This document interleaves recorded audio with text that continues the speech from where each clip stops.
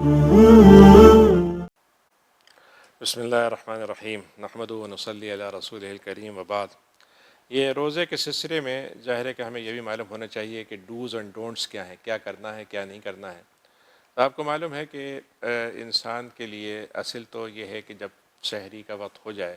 اس وقت سے کھانا پینا بند کر دیں،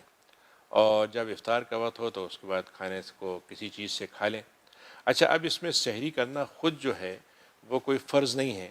یہاں کے لحاظ سے مثلا بعض دفعہ ایسا ہوتا ہے کہ آپ نے دیکھا ہوگا بعض لوگ ہیں رات میں دیر سے کام کر کے آئے، یا مثلا فرض کی 12 بجے وہ آئے کام کر کے، اب سو گئے اور معلوم ہے کہ روزہ شروع کر دیا لیکن سحری کے لیے نہیں اٹھے، تو کیا روزہ ہو جائے گا کہ نہیں؟ اس طریقے سے بچے ہوتے ہیں بعض دفعہ ان کی کھانے کو دل ہی نہیں چاہ رہا ہے، تو اب کیا کریں؟ تو اصل میں اس میں سلسلے میں فضیلت آئی ہے کہ سحری کر لینا چاہیے۔ سحری کرنے کا مطلب یہ کہ اس سے برکت ہوتی ہے، لیکن اس کا روزے سے کوئی تعلق نہیں ہے۔ یعنی اگر کسی شخص نے 12 بجے کھانا کھا لیا اور نیت کر لی روزے کی تو روزہ اس کا شروع ہو جائے گا۔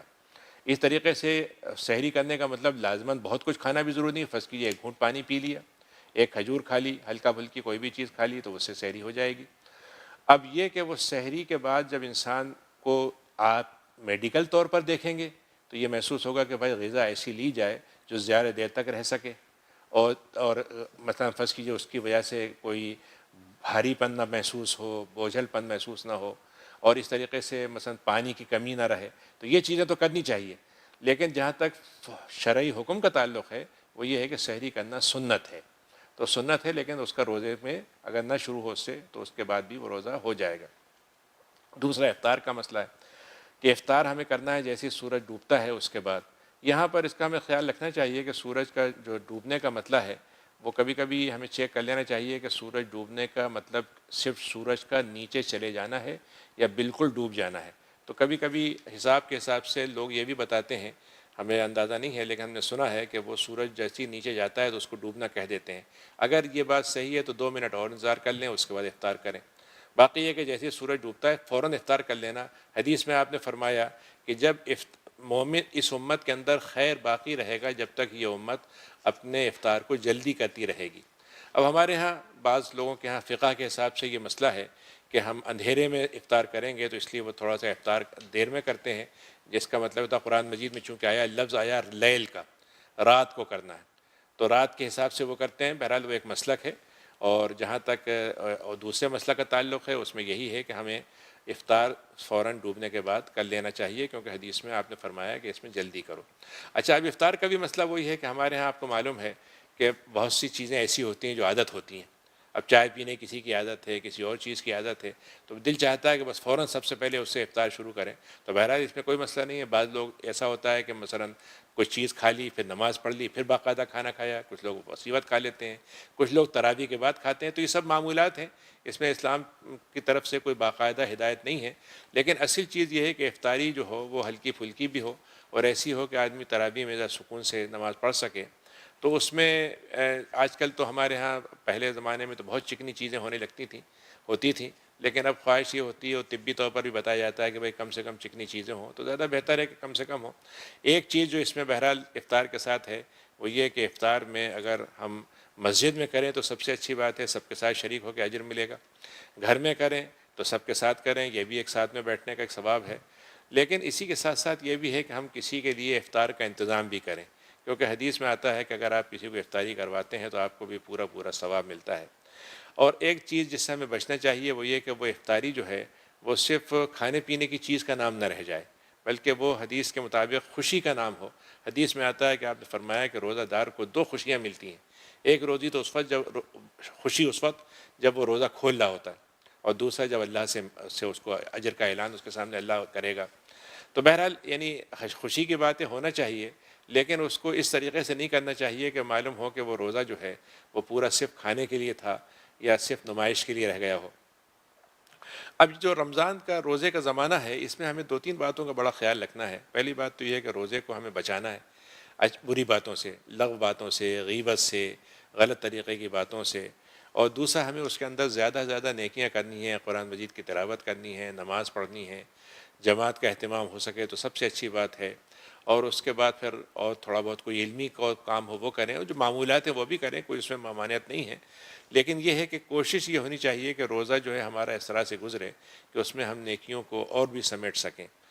اب اس میں جو چند چیزیں ضروری ہوتی ہیں جو آج کل کے لحاظ سے لوگ سوال بھی کرتے ہیں، وہ یہ ہے کہ مثلا فرض کیجئے کہ صبح کام پہ جا رہے ہیں تو ہم برش کر سکتے ہیں کہ نہیں؟ تو روزہ کی حالت میں چند چیزوں کو ذہن میں رکھنا چاہیے۔ پہلی بات تو یہ ہے کہ برش کر سکتے ہیں، اگر احتیاط کرنا ہے تو ایسا کریں کہ ہلکا سا ٹوتھ پیسٹ لگائیں، زیادہ نہ لگائیں، لیکن باقاعدہ برش کرنے میں کوئی مسئلہ نہیں ہے جب تک کہ کوئی چیز جسم کے غذا کے طور پر معدے میں نہیں جا رہی ہے، اس سے روزہ نہیں ٹوٹتا۔ ایسے ہی مثلا فرض کیجئے کہ کوئی دوا ڈالنا ہے آنکھوں میں، ڈال سکتے ہیں، کان میں دوا ڈالنا ہے ڈال سکتے ہیں، کوئی انجیکشن لگوانا ہے اس کو لگوا سکتے ہیں، صرف اس انجیکشن کو نہیں لگوائیں گے جو وائٹامن ٹائپ کا ہو جس سے کوئی غذائیت بنتی ہو، لیکن جو چیزیں مثلا فرض کیجیے کوئی درد ہے اس کے درد کے دور کرنے کے لیے اس کو دے سکتے ہیں۔ بلڈ ڈونیشن ہے، اس میں اگر آپ جا رہی ہیں ٹیسٹ کرانا ہے بلڈ کا، اس میں خون نکل جائے تو اس سے کوئی فرق نہیں پڑتا، قے خود سے ہو جائے تو اس سے روزہ نہیں ٹوٹتا ہے، اگر جان بوجھ کے کی ہے تو ایک الگ حکم ہے، لیکن خود سے اگر ہو جائے تو اس سے روزہ نہیں ٹوٹتا ہے۔ اسی طریقے سے اگر فرض کیجئے کہ انسان کو ویٹ ڈریم ہو جائے روزے کی حالت میں تو اس سے روزہ نہیں ٹوٹے گا، لیکن یہ ہے کہ وہ جان بوجھ کر مطلب یہ کہ اگر کوئی کوشش ہو تو پھر اس سے روزہ ٹوٹ جاتا ہے، اور اگر انسان کا مرد عورت کا میاں بیوی کا رشتہ قائم ہو جائے تو اس سے روزہ ٹوٹتا ہی نہیں، بلکہ اس کے 60 روزے اس میں کفارے میں رکھنا ہوتے ہیں، تو اس کی بہرحال احتیاط ہے، لیکن جہاں تک میاں بیوی کا آپس میں بات کرنا ہے، ملنا جلنا ہے، اس سے روزے پہ کوئی اثر نہیں پڑتا ہے۔ اور جہاں تک اس کا تعلق ہے کہ روزے میں انسان اپنے آپ کو اگر فرض کیجئے کہ جتنا نیکی کر سکتا ہو وہ کرے، اور اگر اس سے کوئی غلطی ہو گئی تو توبہ کر لے، اس سے اپنے آپ کو بچا لے۔ حدیث میں آتا ہے کہ آپ نے فرمایا کہ تم سے کوئی لڑے یا کوئی تم سے غلط بات کہے تو تم یہ کہہ دو میں روزے دار ہوں۔ تو اس طریقے سے، اور ایک موقع پر آپ نے فرمایا کہ ایک شخص روزہ رکھتا ہے لیکن اس موقع پر وہ غیبت سے نہیں رکتا ہے تو اس کا کھانا پینا ہی ہوگا، بھوکا رہنا ہی ہوگا، اور اس کی گویا اس کو اجر نہیں ملے گا۔ تو اجر ہم ضائع نہ کریں، روزے کو ہمیں رکھنا بھی ہے اور روزے کو بچانا بھی ہے تاکہ روزہ ہم کو بچائے، یعنی دونوں باتیں ہمیں کرنی ہیں۔ اسی میں اس کا خیال بھی رکھنا ہے ہمیں کہ مثلا فرض کیجئے کہ روزے کے ساتھ ہم یا جب ہم روزہ رکھ رہے ہیں تو جن باتوں سے روزہ مثلا فرض کیجئے بھول چوک ہو جائے کہ فرض کیجئے کوئی چیز پی لی کھا لی، اگر بھول کے ہوئی تو اس پہ کوئی روزہ نہیں ٹوٹے گا، اس سے کوئی گناہ نہیں ہوگا، اور اس لحاظ سے اس کو آدمی جاری رکھے اپنا۔ اگر فرض کیجئے کہ خواتین ہیں ان کو اس زمانے میں روزہ نہیں رکھنا ہے تو وہ اپنی اور دوسری عبادتیں ہیں وہ اس میں کر سکتی ہیں، اس میں کوئی اس میں پابندی نہیں ہے ان کے لیے، یعنی مثلا فرض کیجئے وہ علم کا مطالعہ کریں، حدیثوں کا مطالعہ کریں، قرآن کے ترجمے کو پڑھ لیں، مختلف قسم کی عبادتیں وہ کر سکتی ہیں، اس کو کرنا چاہیے۔ اب اسی میں ایک چیز جو ہمیں ذہن میں رکھنی چاہیے وہ یہ ہے کہ جب ہم روزے رکھ رہے ہیں تو اس کا مطلب یہ ہے کہ ہمارے اندر کچھ خوبیاں جو پیدا ہو رہی ہیں جس کو ہم حکمت کہتے ہیں، کہ روزے میں حکمت آنی چاہیے۔ حکمت کیا ہے؟ کہ ہمارے اندر تقویٰ پیدا ہو، ہمارے اندر اللہ کی طرف رجوع پیدا ہو، ہمارے اندر اللہ کی بڑائی پیدا ہو، ہم اللہ کے ساتھ شکر کا معاملہ کریں، صبر کا معاملہ کریں،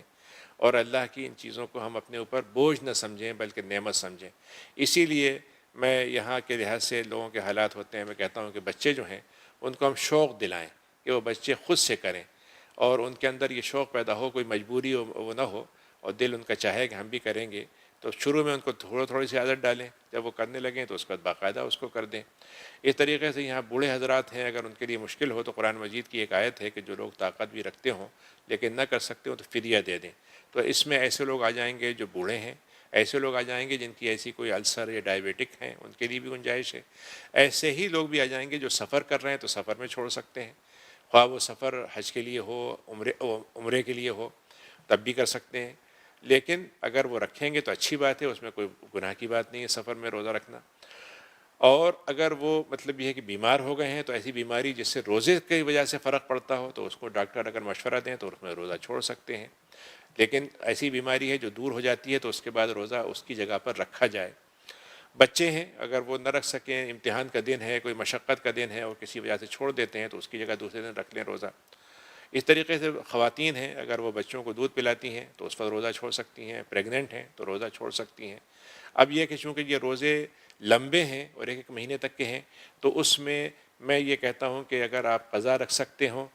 ہوں تو بہتر ہے، لیکن نہیں کر سکتے ہوں ایسا تو کچھ قضا روزے رکھ لیں، باقی کا فدیہ دے دیں۔ فدیہ جو ہے ایک مسکین کا کھانا ہوتا ہے، یعنی اگر ایک آدمی کو آپ ایک ایوریج کھانا ایک وقت کا کھلائیں تو مثلا $8، $10، $12 ہوں گے تو وہ ایک روزے کا فدیہ ہوگا، اور یہ فدیہ جو ہے کسی مسجد میں دیا جا سکتا ہے، جو ریلیف کی آرگنائزیشن ہے چیریٹی کی، ان کو دیا جا سکتا ہے، کوئی غریب خود آپ جانتے ہو تو ان کو بھی دے سکتے ہیں۔ تو اس طریقے سے گویا وہ کفارہ بھی ہو جائے گا، فدیہ بھی بن جائے گا، غریب کی مدد بھی ہو جائے گی، اور آپ کے لیے اللہ تعالیٰ کی طرف سے جو روزہ نہ رکھنے کا ثواب ہے انشاءاللہ وہ بھی مل جائے گا۔ تو ان چیزوں کو ہم روزے کے ساتھ جوڑ کے رکھیں تو یہ روزہ ہمارے لیے انشاءاللہ یعنی ان چیزوں کا خیال رکھنے سے بچے گا۔ بعض دفعہ لوگ ایک آدھ سوال یہ بھی کرتے ہیں کہ مثلا فرض کیجئے کہ میں مثلا پانی میں نے کلی کی اور پانی اندر چلا گیا، تو اس میں کوئی حرج نہیں ہے، لیکن بس جان بوجھ کے اس کو نہ جانے دیں۔ ایسے ہی فرض کیجئے کبھی حلق خشک ہو رہا ہے اور تھوڑا سا تھوک بنایا اور زیادہ ہو گیا تھوک، اب اس کو کیا کریں، تھوک دیں کہ کیا کریں، تو اس میں کوئی مسئلہ نہیں ہے، اس کو مطلب اس سے فرق نہیں پڑتا۔ تو جو چیزیں رمضان کو توڑنے والی ہیں وہ تو وہی ہیں جو غذا کے طور پر جسم میں جائیں، اس کو افطار کہتے ہیں، مفطر کہتے ہیں، اور روزہ ٹوٹنا کہتے ہیں۔ باقی چیزوں سے کچھ چیزیں مکروہ ہیں لیکن ان سے اگر مجبوری ہو تو کیا جا سکتا ہے۔ وآخر دعوانا ان الحمد للہ رب العالمین۔